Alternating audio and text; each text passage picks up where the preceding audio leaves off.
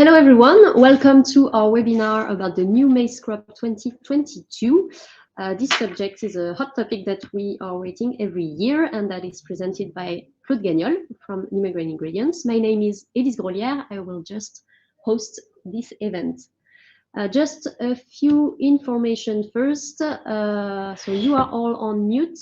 If you have any questions during the presentation, please let us know on the chat on your right on the screen. We will answer to all of them at the end of the webinar. If we don't have time to answer all the questions, we will come back to you personally at the end and after this webinar. And of course, you will have access to the presentation and also to the replay of this webinar after.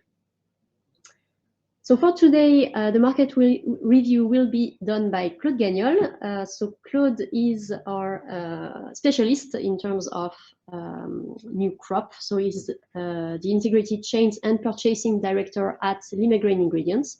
He's also the USM president. So USM is a French maize milling industry. And Euromaize president, the European maize milling industry. He's our sourcing specialist. And Claude, the floor is yours for the presentation. Good morning, everyone. It's a pleasure to share this market review with you. A special good evening to our friend from Middle East and Far East, and a very good early morning to our friend from South America who are attending this webinar. So, as usual, let's have a look to the market fundamentals and what has happened since last October, meaning last year. So a lot of things have happened, as you know, and let's have a look to the main step of the market. So in the past, we were having a very smooth market situation with some up and down price, but not so much variation as we have experienced since now last year and the year before. So it was very important first to observe this highest price in 2021, meaning last crop. It was in November last year, and we were already having the feeling that the market was picking up, for mainly due to the drought that has occurred in Canada, for instance, and different area in the world. So by then, you know, this terrible event that has occurred as from 24th of February, and the market went up very drastically. And now we are at the high level of the market, and we don't know where really the market is going. At least the market is going to the direction according to the I would say the humor of the mindset of Mr. Putin. And of course, but we don't have to exclude any weather situation, because the weather market speculation is still occurring at the moment. And it is very important this year to consider what has happened in Europe, because this has been the most affected area on the planet because of some drought, especially during this summertime. So, considering these different facts, I propose first to have a look to the market situation, the market crop, I would say, the maize crop on the world scale level. You know that the most important producer is USA. This year, they are showing around 354 million tons of corn, meaning minus 30 million tons less than last year. So it is important. It's not a bad crop, but for sure it is not a good one, because we have more or less 10% less than last year. And you know that the USA, they are a very great player in terms of export for the corn, and a great player in terms of use for the ethanol production. By then, closer to us, we have the European situation. I'm talking now the northern hemisphere, which is the most important acreage for the corn and for the wheat as well. So in Europe, we have observed a severe drought during the summertime with high temperature all over the Europe, meaning the EU. So we are losing 16 million tons this year versus last year. So these loss of quantity are mainly occurring in, as far as EU is concerned, mainly occurring in France and Romania, and partly as well in Hungary. But generally speaking, the Western Europe is very much affected by a poor yield of corn due to the high temperature which has been observed during the summertime, leading to some drop of the quantity and as well small kernel. Of course, if we go to the eastern side of Europe, we have to consider again the situation with the Ukrainian production, which is expecting 15 million less than last year. You know why? And it is very important because Ukraine is a large corn exporter as well as the wheat. And in Russia, it's less important because Russia, they are not a big player for the corn. They are mostly a large player for the wheat, as you know. But the corn crop in Russia is more or less the same. So this is two bad situation for the corn, US and generally speaking, Europe, where we observe a significant drop of quantity. It's around 50 million tons. It's more than 50 million tons because if we consider USA 30 million tons less, EU 16 million, and Ukraine it's 15 million less. So meaning 61 million tons missing on the northern hemisphere. If we look at the backup, I would say that we expect from South America, it's still early to consider what will be the final situation because you know that Brazil is seeding the corn at the moment, and the crop that we are talking is expected to be implemented in early next year, in the first semester 2023. So this year, Brazil is very optimistic and they expect to harvest 13 million tons more than last year and 42 million tons versus last 2 years ago, which is a very important step. Argentina is not so optimistic, but not so bad as well. So just to say that on the overall situation, we can see that it's not a good year for the corn. And we have, even though we have some good hope from Brazil, it's still to be concretized. If we look at as a reminder, what is happening for the wheat market, once again, the European situation is not good. So in Europe, we have a poor cereals crop in 2022. So when we combine wheat and corn, it is a very critical situation, which is making the market quite nervous. Despite that in Canada, this year, the crop is much better than last year, hopefully. And in the States, it's, I would say, more or less a normal crop. The big player is Russia, because Russia are announcing a very important crop in terms of wheat. And so it is very important to see what is happening in the market and what Russian people are going to do in terms of export and how they are going to play with the export tax, for instance. But we will be talking about that later on. Just to have an overview on the situation of corn. So this is an unbalanced situation, as I already said. We have two sources of information, USDA and CIC. So it's different forecast, but at the end it's the same trend. So they expect less stock, ending stock than last year. So this is the figures are more critical from the CIC, but bear in mind that it's the same trend. So we are losing production, and of course, even though the consumption is less than last year, the ending stock are lower, which is leading to a critical situation.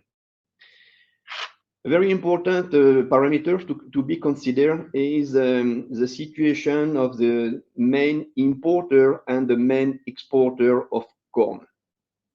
The main importer are China and the EU, of course, but not only. We have Japan, Mexico, and so on. But what is important to consider is the Chinese situation. As you know, it's very difficult to predict what the Chinese people are going to do but it is expecting that they are going to import less than last year, which is a good point. And I do remind you that 2 years ago, the Chinese situation was so much critical for the corn and the soya that they had to import a lot of quantity during the springtime, and it has put the fire on the market. So this situation may occur, but at the moment, the trend would be to consider that China is expected to import less than last year, but still at a high level because we are reaching almost 20 million tons of corn to be imported from China to China in China. So concerning EU, this year we are coming back to a more important import situation because we expect to import 20 million tons, meaning more or less 4 million tons more than last year to compensate partly the loss of the crop that we are observing in Europe. Concerning the export countries, États-Unis states, are of course the most important one, as already said, but less this year than the year before. Argentina is as well a large player with 41 million tons expected. And of course, Ukraine this year is in a very poor situation because they expect to export minimum 6 million tons less than last year. And we don't know about the next year crop, but that's another story. For the time being, the most important concern with Ukraine is the possibility to keep running the corridor and to keep working the corridor, and of course the seeding for the wheat, which are not in the good way. Concerning Brazil, we are still optimistic. So as you see, there are five main import countries, and there are five main export countries to look at. Just to give you, I would say, an overview on the reason why the crop are good and why the crop are not good. So you can see that in the United States, most of the corn is in good situation. It's a green color. Part is under pressure, under watch, I would say. It's in yellow color. And the red color is for Europe, where we have, once again, a bad corn crop. Concerning the wheat, it's not a matter at the moment, and it's more we have to see the Russian Federation, which is, I would say, in a pretty normal situation. So concerning the Europe, let's have a focus on Europe because the situation is very critical, and this is the worst expected European corn crop over the last 15 years. Europe is expected to reach a maximum 57 million tons of corn when the average level of the crop is around 70 million tons of corn. So it's a critical situation. So, and this is leading some tension in the market. In France, the situation is reflecting what we are observing in Europe, as already said. And this year we expect not more than 11 million tons, and for sure maybe less, and maybe less than 10 million tons of corn. Generally speaking, the French crop is around 13, 14 million tons. Last year it was a good crop. We have reached more than 15 million tons, but once again, generally speaking, it is around 13, 14 million tons. So it's a critical situation. Before entering more in depth in the consequences on the market, let's have a reminder about the key market parameters which are making the cost, the price of the raw material in the market, and especially for the corn. So the major criteria, first is the ratio stock over the consumption. Of course, when it comes to export or to import, the exchange rate between euro and dollar and the local currencies is very important as well. And in addition, you have to consider not only the corn crop, but as well the wheat crop, because it's what we name the cereal complex, because the cereals are mainly dedicated to the animal feeding, especially the corn, but as well the wheat. and you can replace the wheat by the corn and vice versa.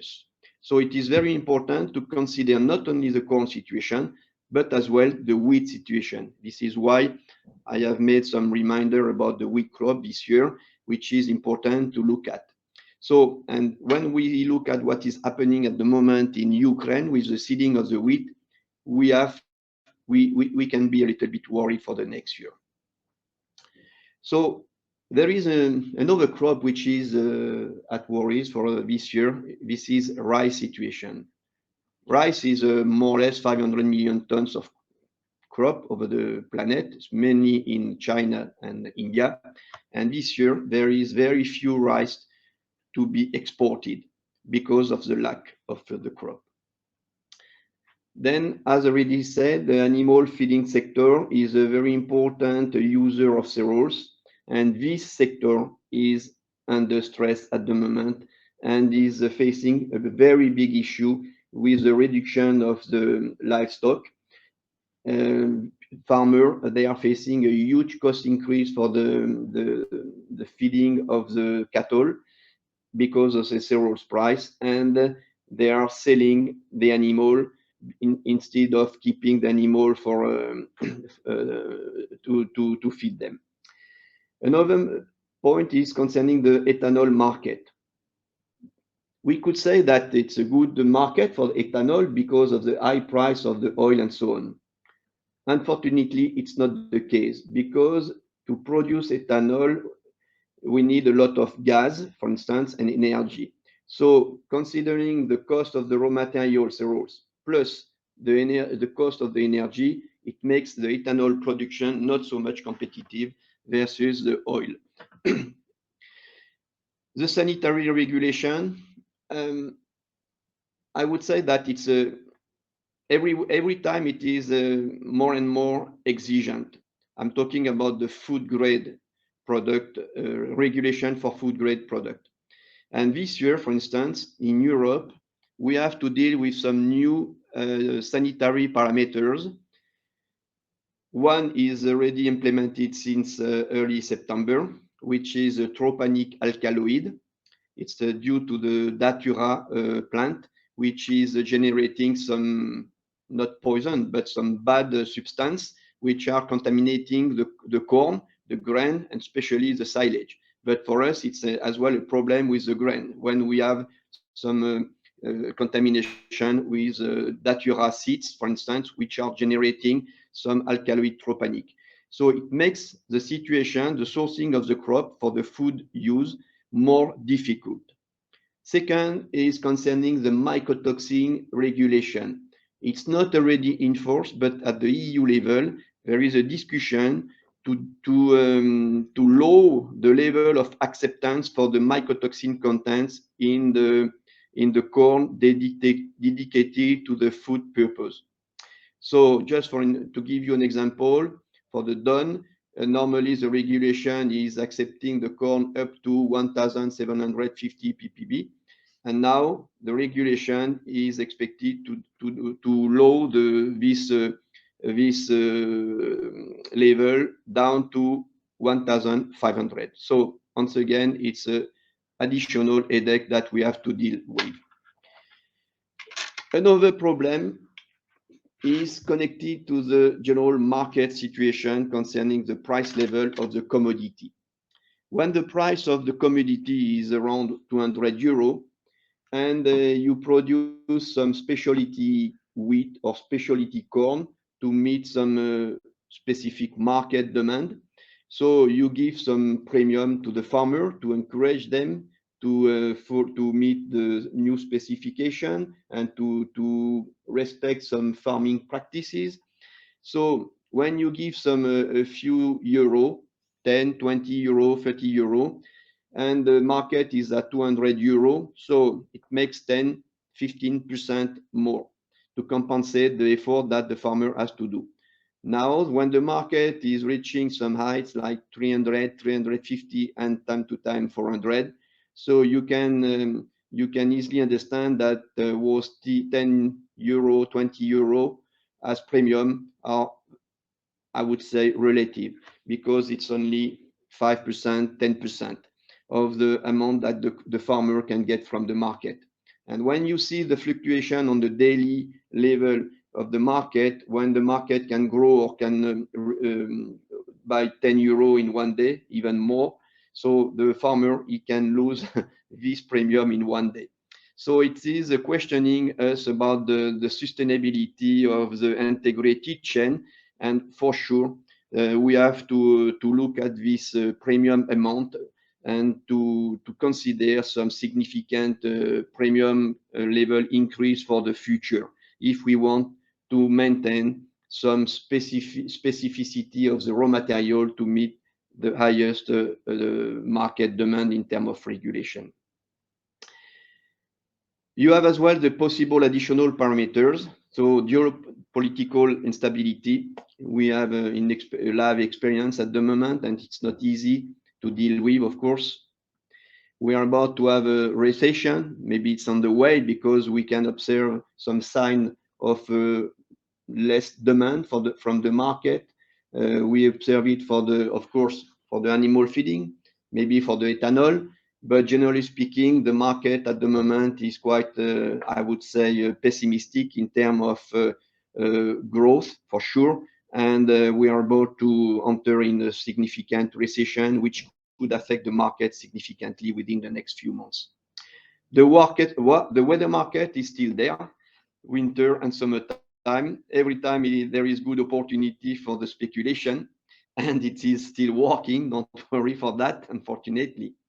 So the COVID crisis, we could say it is over. It is not really over. And we can see that in China, they are very sensitive to this matter for the time being. And it could happen again in Europe or in the States. Nothing is under control at the moment, even though the situation is much better than last year and 2 years ago. And there is a worldwide commodity market. So we have been talking about that concerning oil, for instance, and the petrol. And the last, not the least, you have some underestimate data like the production and the consumption and stock in China, which is still hidden data, even though we have some trend. But once again, we don't know what is going to happen in springtime with Chinese import, because I remind you that 2 years ago, we have been facing a very big problem of price due to larger import to China, and which has created a lot of stress in the market because the availability of the raw material, especially for corn and soya, were not so large to meet the Chinese demand. And you have some as well political decisions which are impacting countries by countries. So having said that, let's have a look to the situation of the availability of the corn on the market level. So the production this year is expected at 1,168,000,000 tons. So it is 60 million tons less than last year. Then you can see that we expect less use in animal feeding sector. The industry is stable. The human food industry, it's mostly for the ethanol, I guess. And for the human food utilization, there is a drop as well, not as much as the animal feeding, but the trend is down. So the total demand finally is 22 million tons less than last year expected. So at the end, the final stock is not 50 million tons less, but 23 million tons less, which is degrading the level, the ending stock, and which is putting some additional pressure on the market, even though the demand is declining. Concerning the situation in Europe, once again, we have the same issue as at the world scale. We have a significant drop in terms of production because we are losing 24% of the crop versus last year.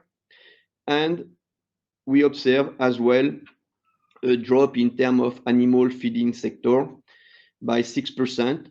But I'm afraid that this drop could be higher because there is a more competitive wheat versus the corn at the moment. The price of the wheat is more competitive than the corn when it comes to consider the use for the animal feeding. Industry is reducing the demand as well. This is mostly for ethanol, not only. It can be starch as well. Yes, ethanol is 7% less, but we observe some less demand for the starch industry, even though at the moment the activity is significant, but within the next few months we expect a drop for the starch industry. So on an overall situation, the total of use is 9% less than last year, and the ending stock, they are 20% less, 22% less than last year. So we are more or less at the same worldwide level. So we have to be careful with this corn situation in Europe. When we look at the possibility to compensate the lack of corn, of course, we go to the import. Import this year could come from Brazil, from Ukraine, provided the availability is still possible. And there is some concern about the corridor. It will be a very important parameters to look at within the next few weeks. At the moment, there are some important talks about the maintenance of the corridor beyond to end of November, because this corridor was planned to run for a 4 months period of time. And we don't know what is occurring after the 4 months period of time, which are supposed to end of November, something like that. So there are ongoing discussion.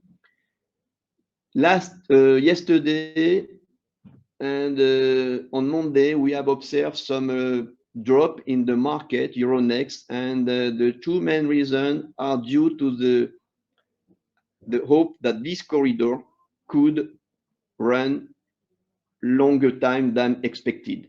So the negotiators, they are optimistic in that respect. So this is why the market is relaxing at the moment. And another parameter is some fears about the worldwide demand, as already explained. So in France, the ending stock, we expect 10% less. So I don't want to come back to the details of the figures. Bear in mind that we are losing more than 4 million tons of corn this year, and the corn is less available. And above the Euronext price, we have to pay some cash premium to get the corn. And those cash premium are very important, especially on the western side of France, where the corn crop was a disaster for two reasons. One is due to the weather, the very hot temperature that we have observed during the summertime in the west side of France and southwest, which are the largest corn production area, and as well the fact that the cattle breeder, they have harvested the corn to make silage to compensate the lack of the global crop. So they have used some corn acreage to make some silage for the animal to feed the animal. So it has reduced the left acreage for the whole corn crop. Now let's talk about the price level.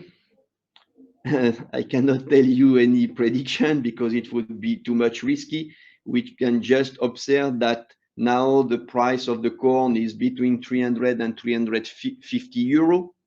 So this is, I would say, a span which could be the same until the next crop to happen. But once again, we have to be careful with the sudden information that we get from this conflict in Ukraine. And you remember 1 week ago, or 10 days ago, when Mr. Putin has decided to some new way of fighting in Ukraine. So immediately the market is reacting, and the fear is that the corridor to be closed.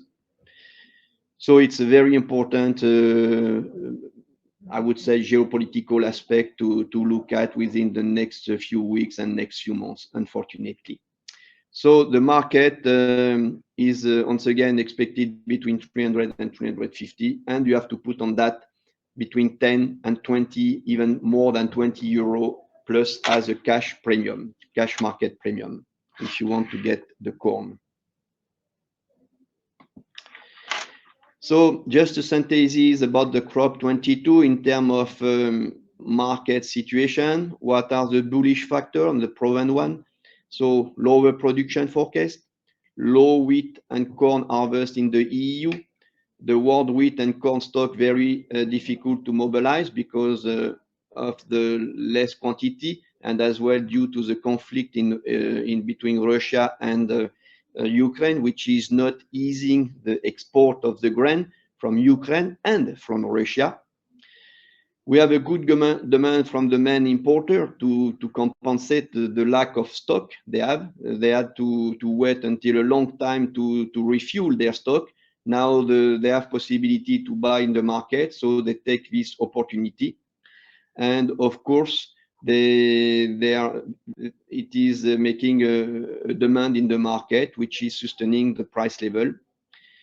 There is a big concern with the cost of the energy and the fertilizer. So this is mostly affecting the next crop, corn and wheat, mostly the corn, because the corn is very demanding in terms of fertilizer. And the fertilizer now, they are triple times price higher than the year before. So of course, the farmer, they are not very keen to produce corn because it's a very energy and fertilizer demanding crop. And they prefer to move to sunflower, for instance, or wheat. But the sunflower market is very good for the farmer because it is less demanding in terms of fertilizer and water. And water is a big issue for the corn as well. So we have to be very careful for the next year crop for the corn. The food regulation, I've been talking about that. This farming premium to secure the right quality, I have talked about that as well. Concerning the bearish factors, they are not so numerous. So there is a record Russian wheat harvest. So the Russian, they have to get rid of this crop sooner or later. So first, they have to be more competitive in the market. So for that, they need to reduce the export tax. This is something that they are going to do, and they have to find the right transport means to export, because it's not so easy to export from Russia. The vessel, the ship are difficult to book, and there are a lot of insurance costs and so on. And there is this worldwide political ambiance in where the Russian, they are not so, I would say, welcome in the market. But of course, there are many countries where they don't care about from where the wheat and the corn are coming, provide they can get the corn and the wheat. So the operative export corridor in Ukraine, as already said, we expect it to continue to perform and to run. This is a trend at the moment, but once again, it could change in one click and in one day. And there is this decapitalization of the livestock that I've been talking about.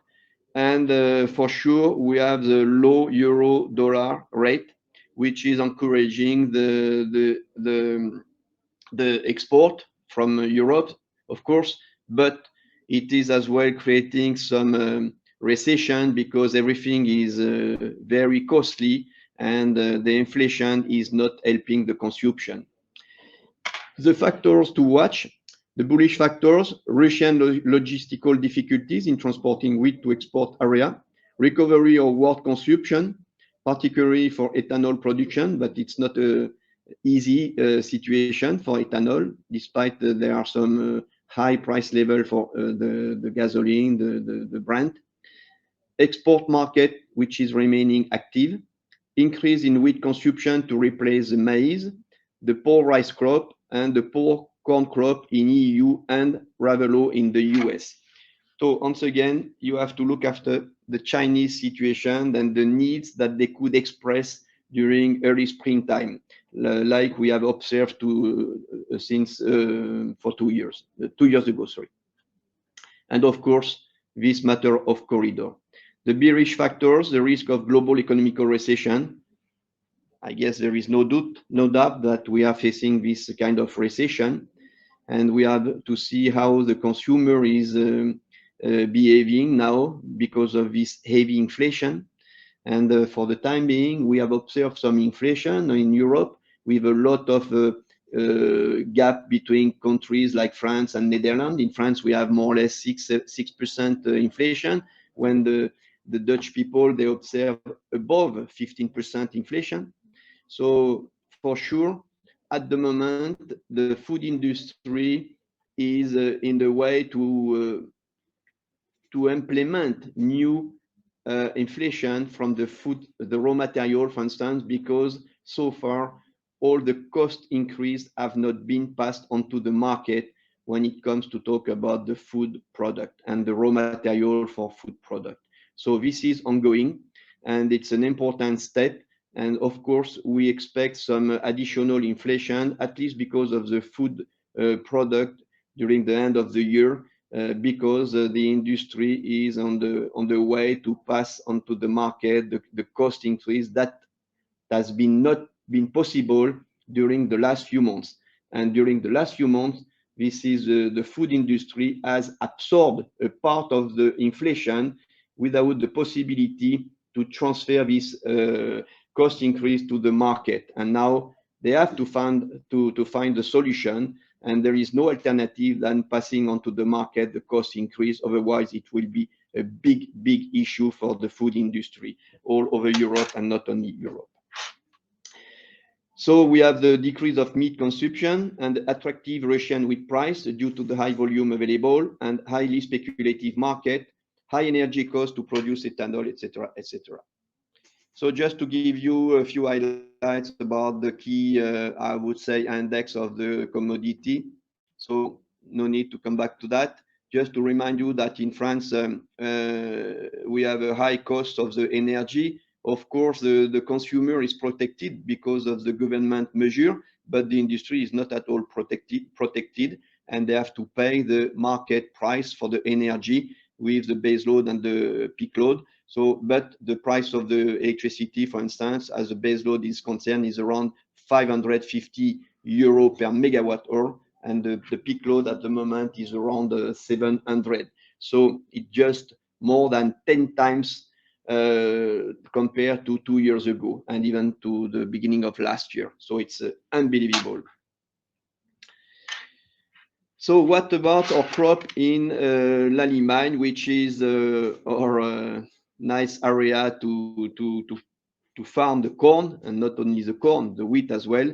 La Limagne is located in center of France, nearby the volcano chain, with the most well-known one is Puy de Dôme. So hopefully the volcano are sleeping, and the crop is growing nicely in this area, provided we don't observe too high temperature and we have enough water to irrigate. So which is becoming a tricky situation, as you can imagine. So this year the crop is, I would say, not good, but not so bad. We have chance to not suffer a longer drought period compared to what has been observed on the west side of France. So I would say we are finishing the crop. It's an early crop this year, early harvest, as everywhere in France, because it is almost finished. And we will be talking about the quality. But first, I wanted to remind you a few highlights about the quality corn we need for dry milling purpose.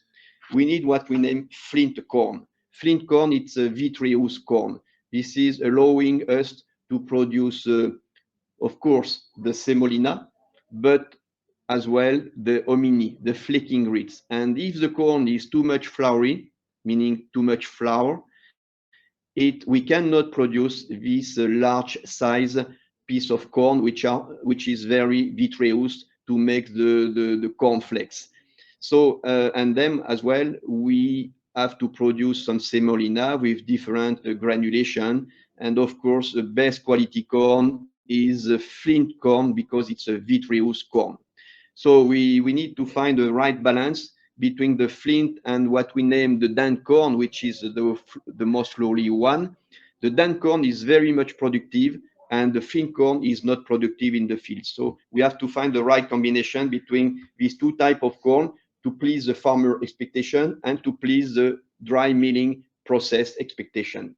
So we have our specific genetic in Limagne, thanks to our colleagues from Limagne seeds business. So they screen a dedicated corn variety for the milling purpose, and we farm this type of corn, which is the dent flint maize. So as a result, we can secure some quite interesting milling yield. The milling yield is a part of the corn you keep for the food industry after the milling step. And the rest, the difference between the whole corn quantity you use and the quantity you keep for the food industry is dedicated to the animal feeding. So it's byproduct. And more byproduct you have, more expensive makes the food grade quality.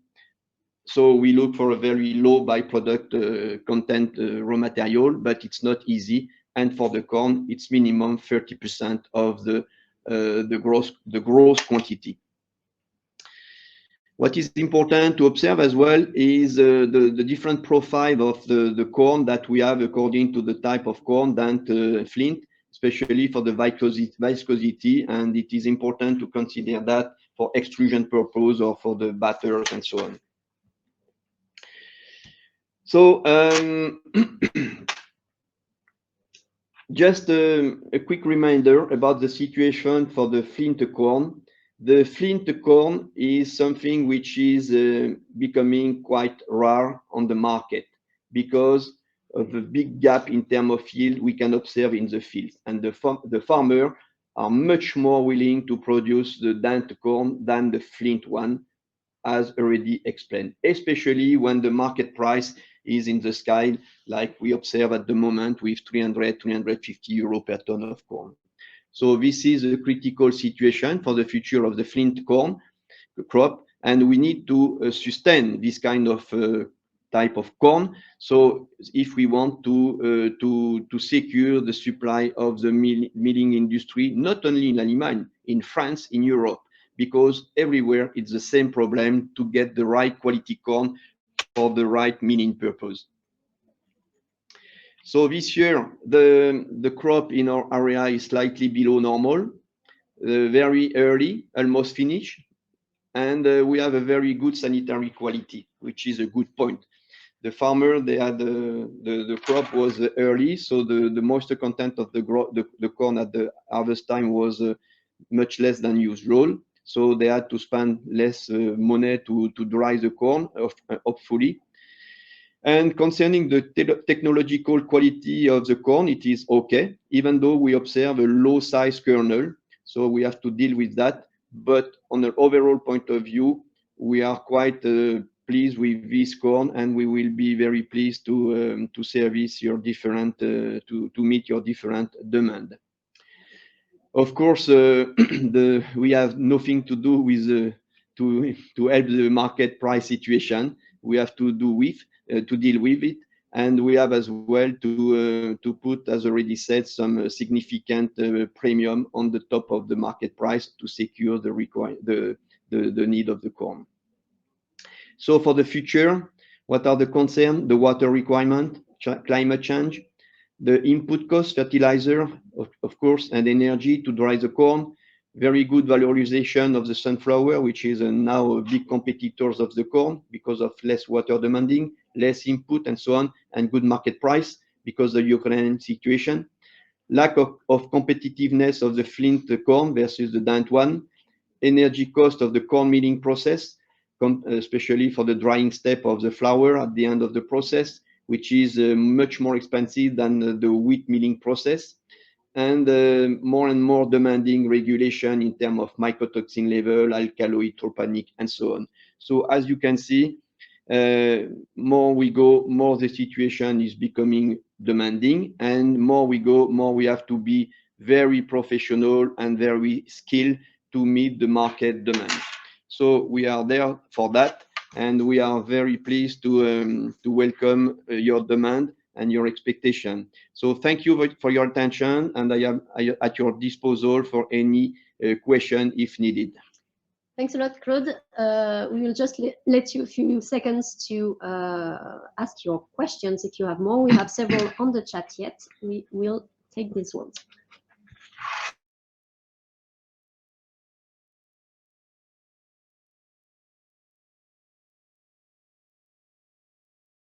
Excuse me, there was. Sorry, we had an issue with the sound. Okay. The first question we are going to take is what's the difference of the utilized area for maize this year compared to last year? Generally speaking, we can say that the area for the corn are the same as usual. What is different is acreage according to the water disposal or not. For instance, in France, the corn crop is concentrating in the area where there is water to irrigate, especially in the southwest, for instance, but not only. And the area is as well where the corn is an important crop in the rotation of the farmer, and where there is some integrated chain which are sustaining the corn crop, as we do in La Limagne, for instance.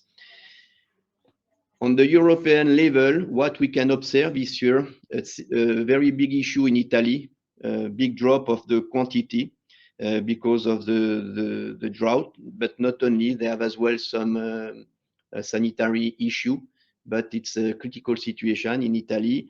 And on the eastern side, so I don't have at the moment all the data from Poland, but we can observe some issue with the quantity available in Hungary, for instance, Romania, of course. And of course, this area was sourcing from Ukraine, part of the quantity. And this year, the Ukrainian sourcing is becoming very tricky. Thank you. Other question about what's the current import volume of maize? Do you have an expectation for 2023?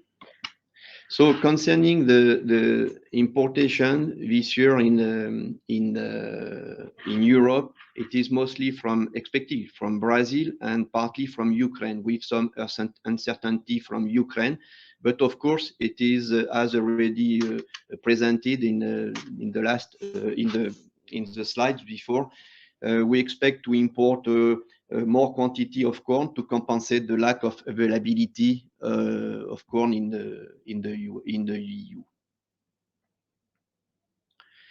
So concerning the weather situation and the impact on the flint or dant crop, I would say dant corn. I would say that the most preferred corn is the dant one for the farmer, because it's a matter of yield potential. Whatever is happening, they prefer to farm the dant corn instead of the flint corn, because we observe between 10, 20, even more % difference between the two types of corn in the fields.